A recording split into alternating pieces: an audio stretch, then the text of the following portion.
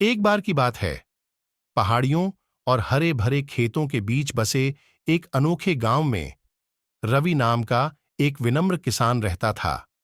रवि का हृदय कोमल था और उसे अपने जानवरों, विशेषकर अपनी बेशकीमती भैंस गंगा से गहरा प्रेम था। गंगा कोई साधारण भैंस नहीं थी, वह रवि के छोटे से खेत की शान थी।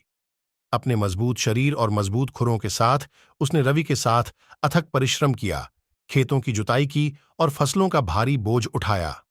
अपनी ताकत के बावजूद गंगा अपने विनम्र स्वभाव और रवि और उसके परिवार के प्रति स्नेहपूर्ण व्यवहार के लिए जानी जाती थी।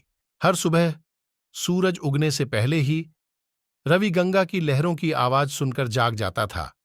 वह खलिहान की ओर जाता था, जहां गंगा अगले दिन का काम शुरू करने के लिए तैयार होकर धैर्यपूर्वक उसका इंतजार करती थी।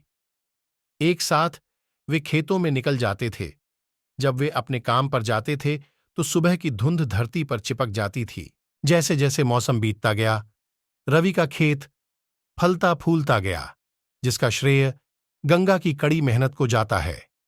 खेतों में भरपूर फसल होती थी और रवि की देखरेख में जानवर फलते फूलते थे। गंगा गांव की एक प्रिय सदस्य बन गई। उसकी ताकत और समर्पण के लिए सभी उसकी प्रशंसा करने लगे। हालांकि एक दुर्भाग्यपूर्ण दिन गांव पर आपदा आ गई।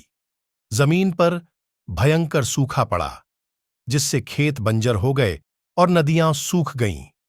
रवि की फसलें चिलचिलाती धूप में सूख गईं और जानवर भोजन और पानी की कमी से कमजोर हो गए।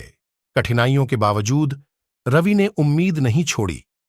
वह जानता था कि गंगा उस पर निर्भर है और वह उसकी भलाई सुनिश्चित करने के लिए कुछ भी करने को कृत संकल्प था। भारी मन से उन्होंने बचे हुए थोड़े से भोजन और पानी की आपूर्ति की और गंगा के लिए सबसे बड़ा हिस्सा बचा लिया। दिन हफ्तों में बदल गए और फिर भी सूखे में कमी का कोई संकेत नहीं दिखा। रवि असहाय होकर देखता रहा, क्योंकि उसके साथी ग्रामीण हताश हो गए थे। कुछ ने तो हरे भरे चरागाहों की तलाश में अपने खेतों को भी छोड़ दिया था, लेकिन रवि दृढ़ रहे। गंगा के प्रति उनकी अटूट आस्था ने उन्हें दृढ़ रहने की शक्ति दी। फिर जब सब कुछ खत्म हो गया, आखिरकार आकाश खुल गया और सूखी धरती पर बारिश होने लगी। जब नदियां एक बार फिर से उफान पर आ गईं और खेतों में जीवन देने वाला पानी भर गया, तो ग्रामीणों को खुशी हुई। यह एक चमत्कार था, मानव आत्मा के लचीलेपन और आशा की शक्ति का एक प्रमाण।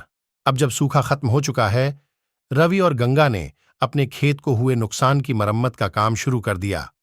साथ मिलकर उन्होंने नए बीज बोए और मिट्टी की देखभाल की।